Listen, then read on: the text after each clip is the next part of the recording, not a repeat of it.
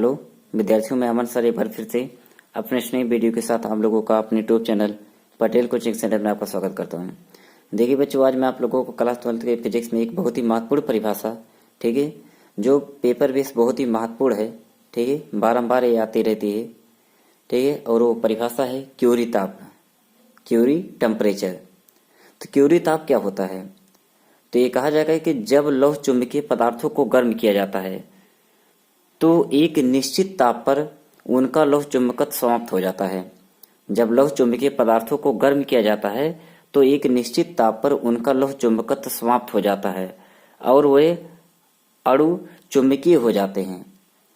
तो अब यहाँ से परिभाषा बोला जाएगा, वह ताप जिसके नीचे पदार्थ लौह चुंबकीय तथा जिसके ऊपर अणु चुंबकीय होता है पदार्थ का क्यूरी ताप कहलाता है। जैसे लोहे का क्यूरी ताप 770 डिग्री सेल्सियस तथा निकिल का क्यूरी ताप क्या होता है, 358 डिग्री सेल्सियस होता है।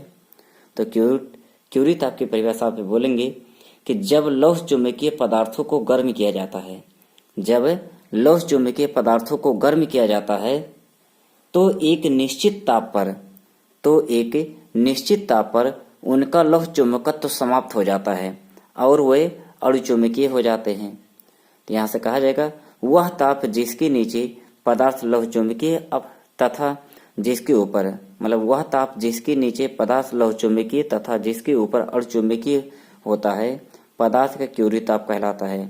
जैसे लोहे का क्यूरी ताप 770 डिग्री सेल्सियस तथा निकिल का क्यूरी ताप 358 डिग्री सेल्सियस होता है। तो देखिए, पेपर में बहुविकल्पीय में या एक नंबर में आपका ये भी पूछा जा सकता है कि लोहे का क्यूरी ताप कितना होता है, तो आप कहेंगे 770 डिग्री सेल्सियस तथा निकिल का क्यूरी ताप कितना होता है, तो आप कहेंगे 358 डिग्री सेल्सियस।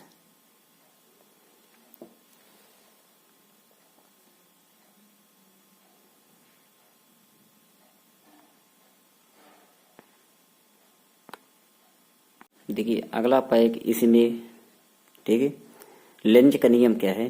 तो कहेंगे किसी परिपथ में उत्पन्न प्रेरित धारा की दिशा सदैव इस प्रकार होती है कि यह उस कारण का विरोध करती है जिसके द्वारा वह स्वयं उत्पन्न होती है।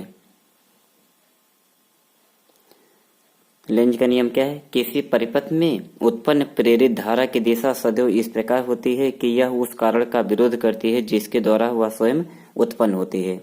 ठीक है, यही फैराडे के वैद्युत चुंबकीय प्रेरण का द्वितीय नियम भी होता है। ठीक है, और ये भी क्वेश्चन पे बनाया जाता है कि लेंज का नियम, ठीक है, किस संरक्षण पर आधारित है, तो आप कहेंगे ऊर्जा संरक्षण पर क्या है, आधारित है।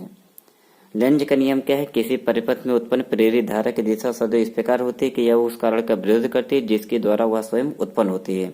और यह किस संरक्षण पर आधारित है? ऊर्जा संरक्षण पर आधारित है।